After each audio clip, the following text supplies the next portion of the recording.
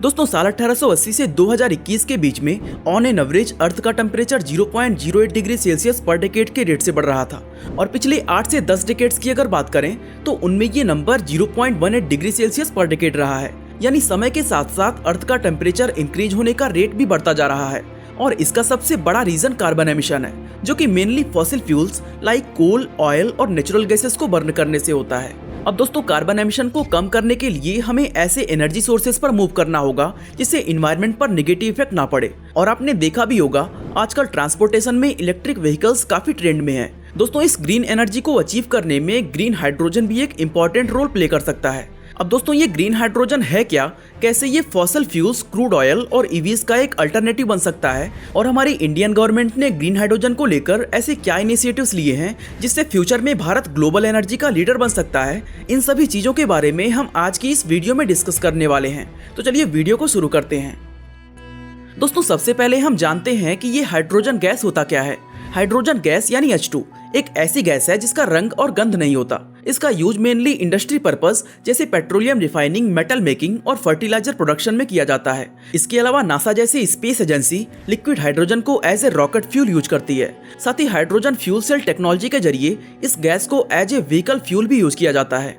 अब दोस्तों यहाँ पर एक चीज गौर करने वाली ये है कि हाइड्रोजन गैस सोलर, विंड या फॉसिल फ्यूल की तरह सोर्स ऑफ एनर्जी नहीं होती, बल्कि ये एक एनर्जी कैरियर है जिसका काम एक बैटरी की तरह एनर्जी को स्टोर और डिलीवर करना होता है। अब दोस्तों बात करते हैं टाइप्स ऑफ हाइड्रोजन गैसेस की। दरअसल हाइड्रोजन गैस को निकालने के कई मेथड्स हैं और उन्हीं मेथड्स के बेसिस पर इस गैस को अलग अलग categories like brown, grey, blue और ग्रीन हाइड्रोजन में बांटा गया है। दोस्तों आपको बता दें कि हाइड्रोजन एलिमेंट यूनिवर्स में सबसे ज्यादा पाया जाता है, लेकिन अर्थ पर ये अपने प्योर फॉर्म में नहीं मिलता और इसी के चलते इसे अलग अलग आर्टिफिशियल मेथड से निकाला जाता है। फॉर एग्जाम्पल कोयले को जलाकर जो हाइड्रोजन प्राप्त होता है उसको ब्राउन हाइड्रोजन कहते हैं। नेचुरल गैसेस से बनाई जाने वाली हाइड्रोजन को ग्रे हाइड्रोजन कहते हैं। और अगर गैसिफिकेशन मेथड के दौरान एमिशंस को कार्बन कैप्चर में स्टोर कर लिया जाए तो इस हाइड्रोजन का नाम ब्लू हाइड्रोजन हो जाता है। दोस्तों ये तो बात हुई टाइप्स ऑफ हाइड्रोजन गैसेस की, लेकिन अब जानते हैं कि इसमें ग्रीन हाइड्रोजन क्या होता है।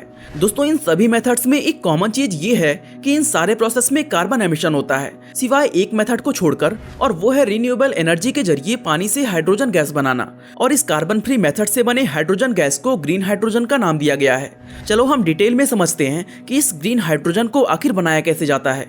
दोस्तों हम सभी जानते हैं कि वाटर का फार्मूला H2O है, जहां H2 का मतलब हाइड्रोजन और O का मतलब ऑक्सीजन है। अब चूंकि ये दोनों आपस में जुड़े होते हैं, ऐसे में इलेक्ट्रोलिसिस मेथड से H2 और O को एक दूसरे से अलग करना पड़ता है। अब दोस्तों इनको अलग करने में एनर्जी की जरूरत होती है, इसलिए सबसे पहले किसी renewable energy source like solar या विंड से एनर्जी जनरेट की जाती है। उसके बाद उस एनर्जी से H2O का इलेक्ट्रोलिसिस किया जाता है और इस प्रोसेस के दौरान जब हाइड्रोजन व ऑक्सीजन अलग अलग होते हैं तो उस समय हाइड्रोजन को कैप्चर कर लिया जाता है। अब चूंकि इस प्रोसेस में कोई कोल या फॉसिल फ्यूल नहीं बल्कि सोलर या विंड एनर्जी का यूज होता है, इसलिए यहाँ पर कार्बन एमिशन नहीं होता और दोस्तों इसीलिए इस हाइड्रोजन को ग्रीन हाइड्रोजन का नाम दिया गया है। लेकिन अब सवाल ये आता है कि दुनिया को ग्रीन हाइड्रोजन की जरूरत ही क्यों है और इसमें ऐसी कौन सी खूबियां हैं जो इसे सिर्फ फॉसिल फ्यूल्स ही नहीं बल्कि लिथियम आयन बैटरीज से भी बेहतर बनाती है।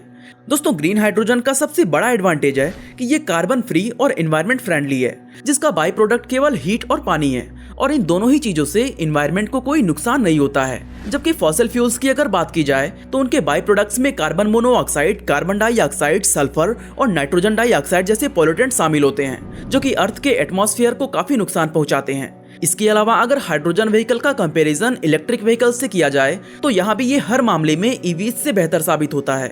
फॉर एग्जांपल आज एक एडवांस टीवी जो एक सिंगल चार्ज में 400 से 500 किलोमीटर तक की रेंज ऑफर करती है, आमतौर पर उस कार का बैटरी 400 से 600 लीटर तक स्पेस ऑक्युपाई करता है, जबकि हाइड्रोजन व्हीकल्स में सेम रेंज इससे 4 गुना छोटे हाइड्रोजन टैंक से अचीव किया जा सकता है।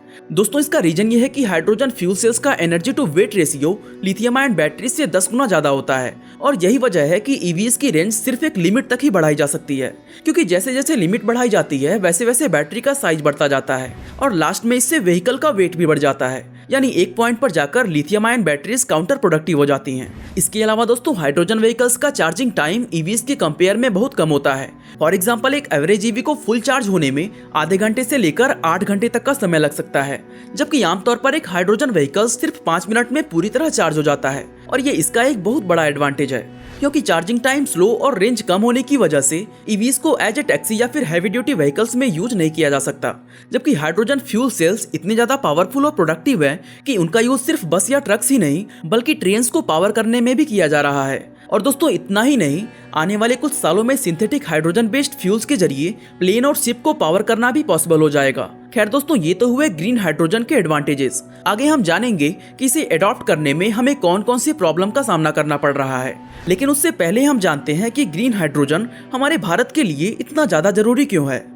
दोस्तों बात यह है कि European union carbon border tax नाम का एक नया टैक्स सिस्टम लाने की प्लानिंग कर रहा है, जिसके अकॉर्डिंग अगर किसी देश का कार्बन एमिशन एक सर्टेन लेवल से ऊपर जाता है तो उस देश के इंपोर्ट्स पर इसे एक एडिशनल टैक्स के रूप में चार्ज किया जाएगा। अब आपकी जानकारी के लिए बता दें कि इंडिया दुनिया का दूसरा सबसे बड़ा स्टील प्रोड्यूसर है और हमारी स्टील इंडस्ट्री में ग्रे हाइड्रोजन फ्यूल का यूज किया जाता है, जिससे काफी अधिक मात्रा में कार्बन एमिशन होता है। यही वजह है कि स्टील इंडस्ट्री भारत के लिए सबसे बड़ा पॉल्यूटिंग सेक्टर है, जहां इंडिया के टोटल फॉसिल फ्यूल एमिशन में 12% हिस्सा अकेले स्टील इंडस्ट्री का है। अब इस सिचुएशन में अगर भारत को कार्बन बॉर्डर टैक्स से बचना है तो इसके लिए हमें ग्रे हाइड्रोजन की जगह ग्रीन हाइड्रोजन को यूज करना होगा। दोस्तों ये तो हुई आज की बात, लेकिन अगर हम समय से थोड़ा पीछे जाकर देखें तो पता चलता है कि पहले की कंडीशन आज से काफी ज्यादा अलग थी। फॉर एग्जाम्पल 1975 की अगर बात करें तो उस समय हाइड्रोजन की ग्लोबल डिमांड सिर्फ 19 मैट्रिक टन हुआ करती थी, जबकि आज ये नंबर इससे 5 गुना से भी ज्यादा बढ़ चुका है और फ्यूचर में इसका डिमांड और भी कई गुना बढ़ने वाला है। दोस्तों इसका रीजन ये है कि पहले जहां हाइड्रोजन को सिर्फ इंडस्ट्री पर्पज से यूज किया जा रहा था, वहीं आज इसे डोमेस्टिक पर्पज में भी यूज करने की बात हो रही है। लेकिन अब सवाल ये आता है कि ग्रीन हाइड्रोजन को बनाने का तरीका यानी इलेक्ट्रोलिसिस मेथड को काफी पहले खोजा गया था, लेकिन आज दुनिया में अचानक से ग्रीन हाइड्रोजन की चर्चा क्यों शुरू हो गई? मतलब इसे बनाने का ख्याल आज से 20 साल पहले क्यों नहीं आया? दोस्तों इसकी वजह यह है कि 20 साल पहले रिन्यूएबल एनर्जी लाइक सोलर और विंड एनर्जी का कॉस्ट बहुत ज्यादा हुआ करता था। जैसे 2009 से 2019 के बीच 10 सालों में जहां कोयले से इलेक्ट्रिसिटी प्रोड्यूस करने की कॉस्ट सिर्फ 2% कम हुई, वहीं 10 सालों में विंड एनर्जी की कॉस्ट 70% और सोलर एनर्जी की कॉस्ट 90% तक कम हो चुकी है। और दोस्तों जिस स्पीड से इस टेक्नोलॉजी में बदलाव हुआ है, इससे फ्यूचर में ये कॉस्ट और भी ज्यादा कम होने वाली है। और यही वो मेन रीजन है जिसकी वजह से लोगों को अब ग्रीन हाइड्रोजन में फ्यूचर दिखने लगा है। इसके अलावा दुनिया में डे बाय डे बढ़ता हुआ कार्बन एमिशन और क्लाइमेट चेंज भी वो इम्पोर्टेंट रीजन है जिसने ग्रीन हाइड्रोजन के डिमांड को काफी बढ़ा दिया। और दोस्तों ऐसा कहा जा रहा है कि आज अगर कोई देश ग्रीन हाइड्रोजन का एक बड़ा प्रोड्यूसर बनने में कामयाब हो जाता है तो फ्यूचर में वो दुनिया का ग्लोबल एनर्जी लीडर बन सकता है। और इसीलिए हमारी इंडियन गवर्नमेंट भी ग्रीन हाइड्रोजन के फील्ड में बड़े कदम उठाए हैं।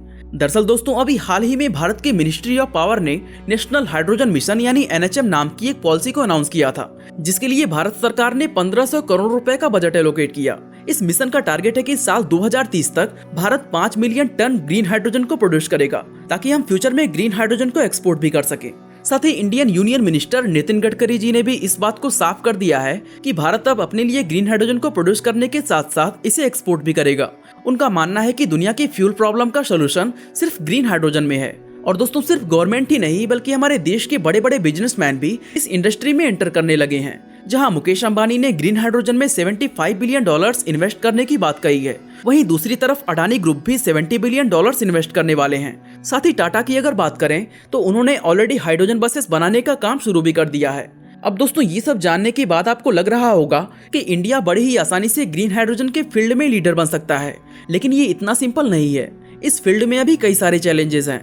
इसमें फर्स्ट चैलेंज है ग्रीन हाइड्रोजन की कॉस्ट, जो कि हद से ज्यादा हाई है।